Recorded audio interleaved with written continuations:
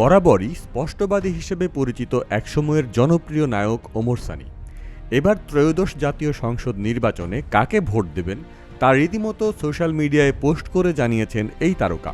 একই সাথে দিয়েছেন একটি ভিডিও বার্তাও। 12 তারিখে ডেফিনেটলি আমরা ভোট দিতে যাব।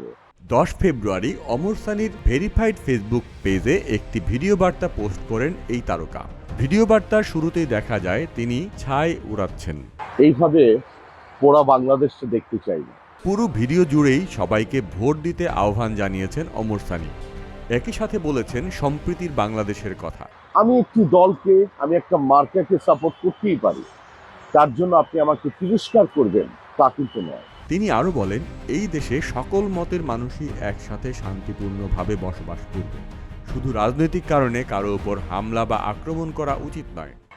আমাকে চর মেরেছে, থাপ্পড় মেরেছে, এগুলি আমরা ভুলে যাই। এছাড়াও তিনি ত্রয়োদশ জাতীয় সংসদ নির্বাচনে যোগ্য প্রার্থীকে ভোট দেওয়ার আহ্বান জানান। আমরা নতুন করে নিজেকে ভাবি, আমরা ভোট দিতে যাই যোগ্য মানুষকে, আপনার কাছে যে নাকি যোগ্য হবে। এর আগে 9 ফেব্রুয়ারি রাতে দেয়া এক পোস্টে এই তারকা নিশ্চিত করেন কাকে ভোট দিচ্ছেন তিনি। তবে তার আগে সানি লিখেন, বের করেন তো কোনো কিছু আমার খুঁজে পান কিনা। তবে কেন এই প্রশ্ন তা তিনি উল্লেখ করেননি। এরপর ওমর সানী লিখেন, এবারের নির্বাচনে তিনি ধানের শীষে ভোট দেবেন।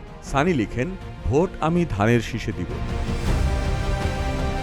একসময়ের অসংখ্য সুপারহিট সিনেমার নায়ক ওমর সানী এখন ব্যস্ত সময় পার করছেন তার রেস্টুরেন্ট ব্যবসা নিয়ে। অভিনয়েও তার উপস্থিতি থাকলেও এই জগতে আগের মতো ব্যস্ত নন এই তারকা। তবে সামাজিক যোগাযোগ মাধ্যমে তার স্পষ্ট কথার জন্য মাঝে মাঝে আলোচনার শিরোনাম হয়ে ওঠেন একসময়ের এই ব্যস্ত তারকা। এবারও স্পষ্ট ভাষায় জানালেন তারেক রহমানের প্রতি তার সমর্থন।